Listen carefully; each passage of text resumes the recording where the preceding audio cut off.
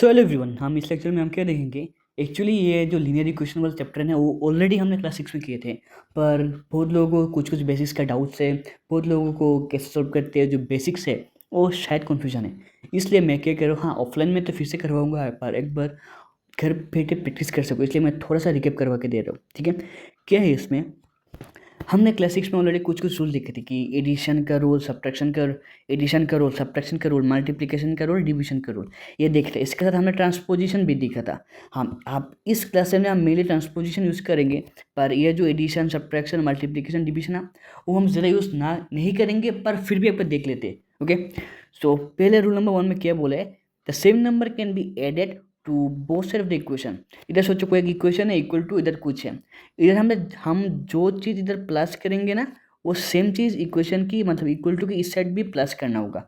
Okay, तो जैसे कि अगर मैंने एक एग्जांपल लिया मैंने कि x माइनस 4 इक्वल टू 8, मैंने ये वाला एग्जांपल लिया। अब हमको क्या करना है, इसको सॉल्व करना है। मतलब इस एक्चुअली बहुत लोगों को ये भी पता नहीं कि इसको सॉल्व करने का मतलब क्या है, मतलब क्वेश्चन में पूछा क्या है। कोई एक लीनियर इक्वेशन दे के इसको सॉल्व करने के लिए बोलेगा, इसका मतलब ये है कि x का वैल्यू निकालने के लिए बोला है। आई रिपीट, x का वैल्यू निकालने के लिए बोले, तो इस x का वैल्यू कैसे निकलेगा, x को छोड़ के बाकी सब कुछ को इक्वेशन की इक्वल टू की दूसरे सेट पे ले जाओ। आप प्लस करना पड़े तो प्लस करो, माइनस करना पड़े तो माइनस करो, सब्ट्रैक्शन मतलब इनटू डिवीजन जो करना पड़े वो करो, पर इक्वेशन या फिर इक्वल टू की एक्स साइड पे सिर्फ और सिर्फ एक्स रखो, बाकी सब कुछ को दूसरे साइड पे ले जाओ। ओके, आप वो रूल्स ऑफ ट्रांसपोजिशन में बहुत अच्छे से समझाऊंगा, पर फिर भी एक बार ये बेसिक सा रूल्स देख लो जो क्लास 6 में था। इसमें क्या था कि x माइनस 4 इक्वल टू 8, इसमें हम क्या करते थे कि इधर जो -4 और ये सब, सॉरी, इधर जो x माइनस 4 है ना, हम इसको नेक्स्ट स्टेप पे ऐसे करते थे यूजली कि x माइनस 4 तो हमने लिखा इक्वल टू 8, इधर हम ऐसा कुछ करेंगे, इधर माइनस, इधर देखो इधर माइनस है ना, तो ऑब्वियसली इधर प्लस आना होगा। अब इसके साथ इधर कुछ ऐसा लाना होगा कि ये पूरा कैंसल आउट हो जाए और सिर्फ x रह जाए। ओके, तो इसके लिए हम क्या करेंगे, इधर ऑब्वियसली प्लस देंगे, +4 देंगे, तो +4 और -4 कैंसिल आउट हो गया, सिर्फ x बचेगा। अब रूल में क्या बोले, जो चीज़ एक साइड पे ऐड करोगे वो चीज़ दूसरी साइड पे भी ऐड करना होगा। तो हमने इधर +4 किया था ना, इधर भी हमको +4 करना है। ये करने के बाद हम हमारे पास क्या रहेगा, ये सिर्फ इधर का सिर्फ x, सॉरी, इधर का सिर्फ x रहेगा। लेफ्ट हैंड साइड पे सिर्फ x आएगा और राइट हैंड साइड पे 8 + 4 यानी कि 12 हो जाएगा। यही था कुछ रूल। अब सेकंड वाला में जाओ तो सेकंड वाला भी कुछ ऐसा ही था। इसमें क्या क्या बोला था कि अगर कोई नंबर सब्ट्रैक्ट किया तो मुझे ये दोनों साइड से सब्ट्रैक्ट करना होगा। जैसे कि बुक में था x + 7 इक्वल टू 2, हम क्या करते थे, और एक बार हम नीचे नीचे करेंगे, इधर स्पेस नहीं है इसलिए मैं साइड वाइज कर रहा हूँ। तो हम क्या करते थे, x + 7 तो है, इधर ऐसा कुछ माइनस करना है जो जिसके वजह से जितना भी कॉन्स्टेंट वगैरह जो भी रहेगा सब हट जाएगा, सिर्फ और सिर्फ x रहेगा। इधर सिर्फ और सिर्फ x कब रहेगा, जब हम इसको 7 माइनस कर लेंगे।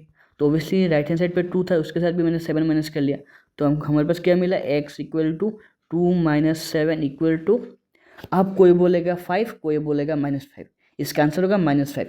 क्योंकि ध्यान से, मैंने क्लास में ये बहुत बार बोला है, अगर ऑफलाइन में गलती करोगे तो बहुत डांट सुनना पड़ेगा कि बड़े वाले के सामने माइनस है इसलिए इधर भी माइनस देना होगा।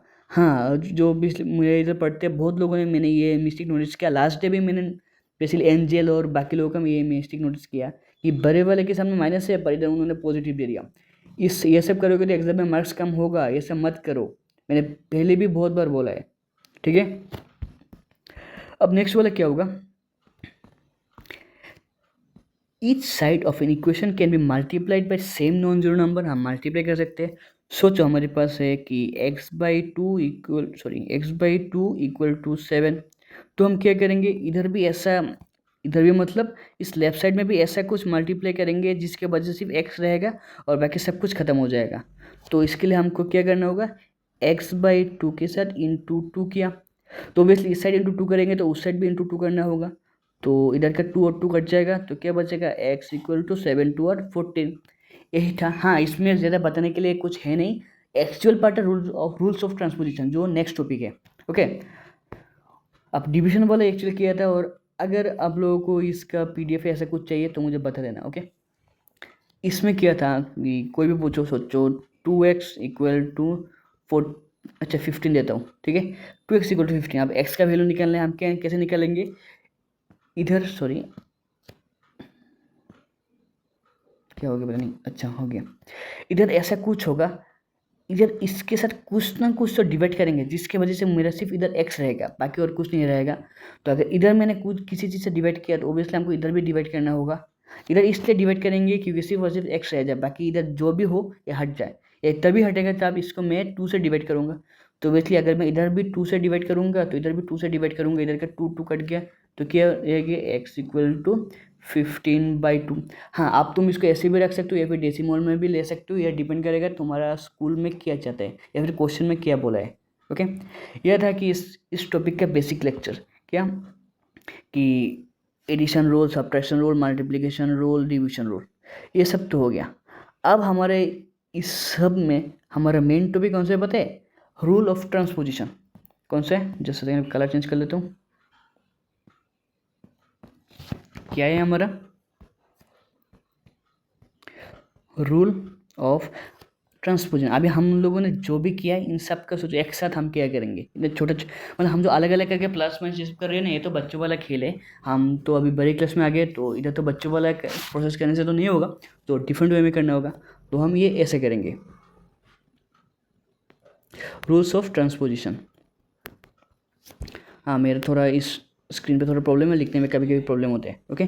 तो रूल्स ऑफ ट्रांसपोजिशन में क्या क्या, और मेरा स्क्रीन भी थोड़ा छोटा है इसलिए मुझे नीचे आना हुआ, ओके। रूल्स ऑफ ट्रांसपोजिशन में हम एक्चुअली क्या करेंगे, सोचो कोई एक इक्वेशन लेते हैं।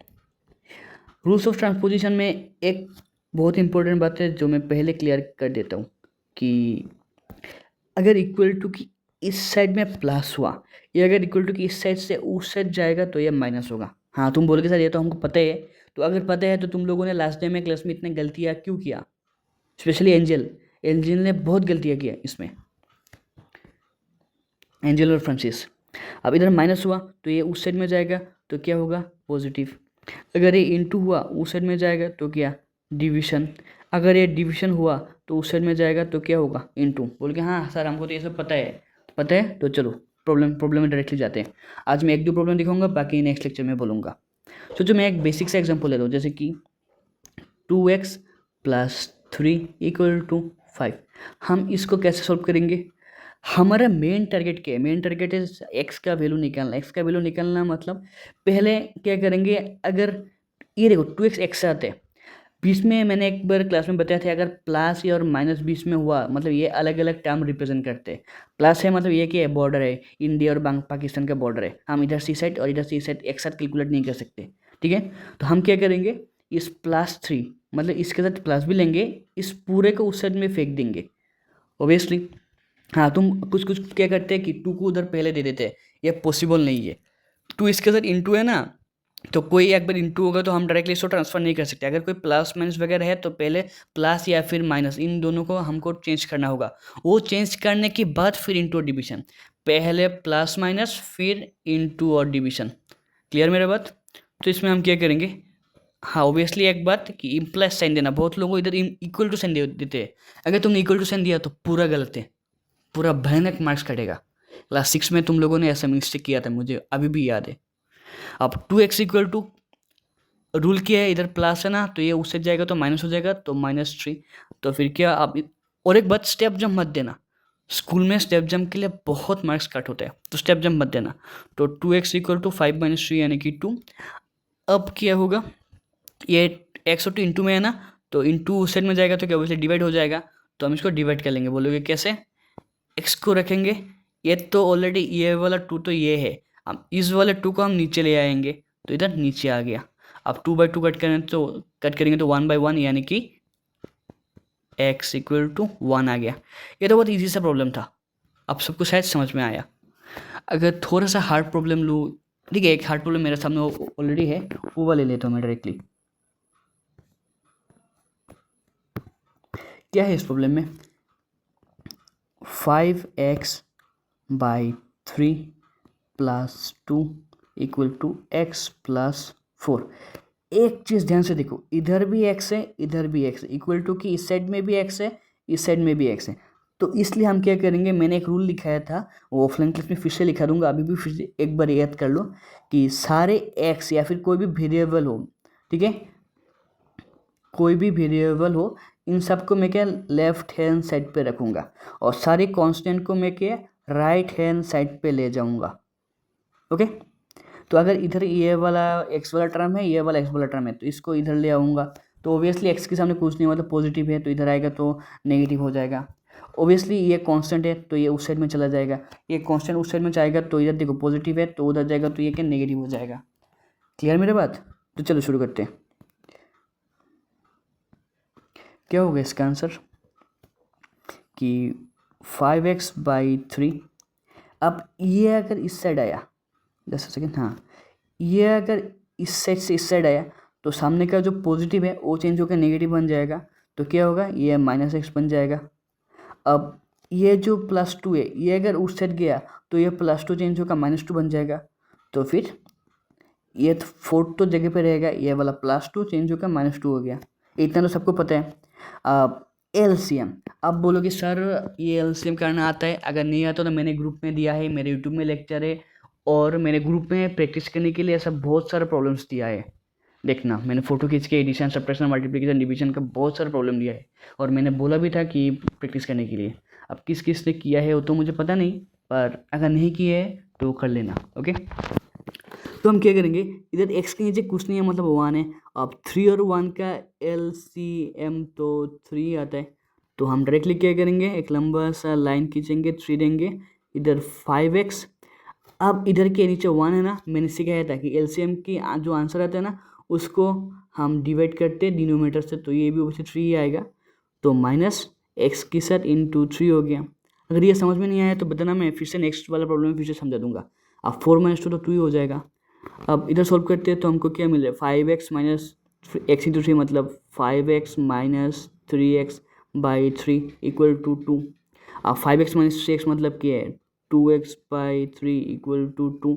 अब क्रॉस मल्टीप्लाई क्या करेंगे, सॉरी,